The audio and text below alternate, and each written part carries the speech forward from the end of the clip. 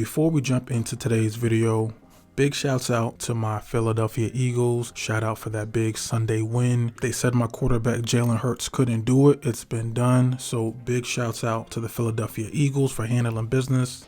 Okay, so now back to the video. By 2030, your credit card numbers are going to completely disappear.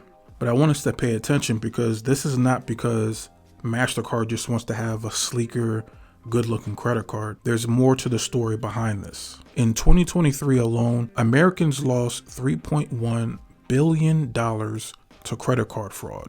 So I know some of you guys are going to think, okay, I thought the whole point of using credit cards as opposed to debit cards is so if your credit card gets stolen, the credit card company can just refund that money back over to you and there's no issue.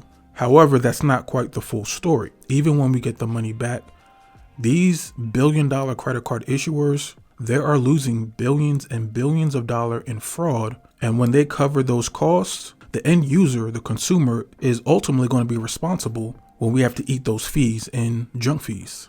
So now what about the CVV number on the back of your credit card?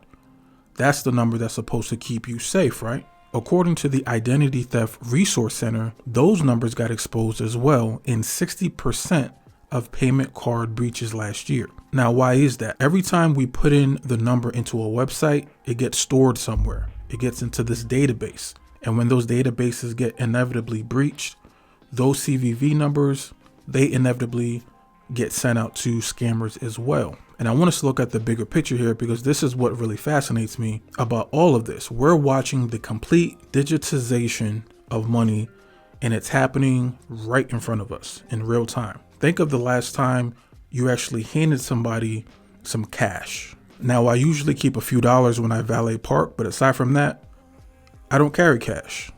And we're seeing this pattern over and over in banking.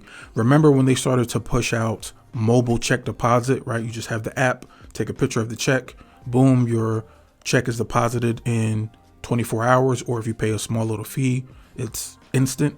Everyone thought that was just convenience, but really it was about reducing physical infrastructure costs. Now look around and they're closing bank branches everywhere. That's not a coincidence. So here's what MasterCard is doing. They're moving to something called tokenization. And instead of having one number that works everywhere, every time you make a purchase, it generates a unique code. So think about it like this. Instead of handing out copies of your house key, it's like giving someone a key that disappears the second that they open the door. Once they use that code, it's worthless to anyone trying to steal it. And this isn't some far off concept.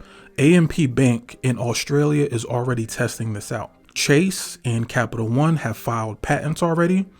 And American Express is working on their own version of this technology. But connect this to what else is happening elsewhere. So now you have Amazon's just walk out technology.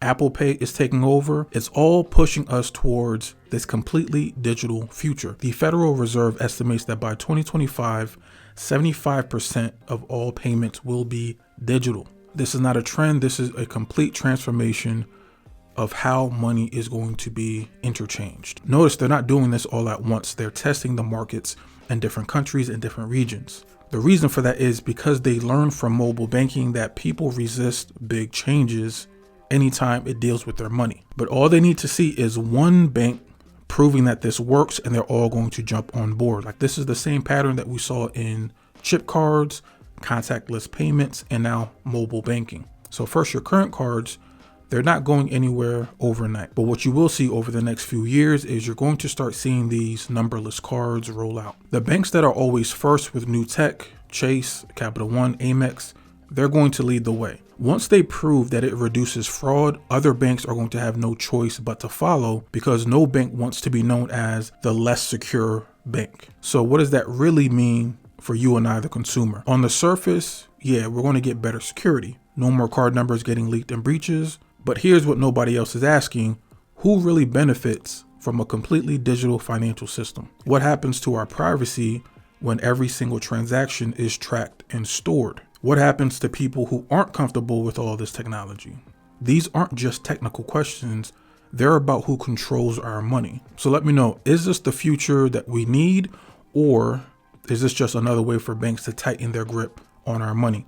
Are we moving too fast with all this digital everything? Because one thing's clear, the way we handle money is about to change completely. Guys, go down in the comments, let me know your thoughts, and I'm gonna check you guys out in the next video. Have a good one. Go Birds.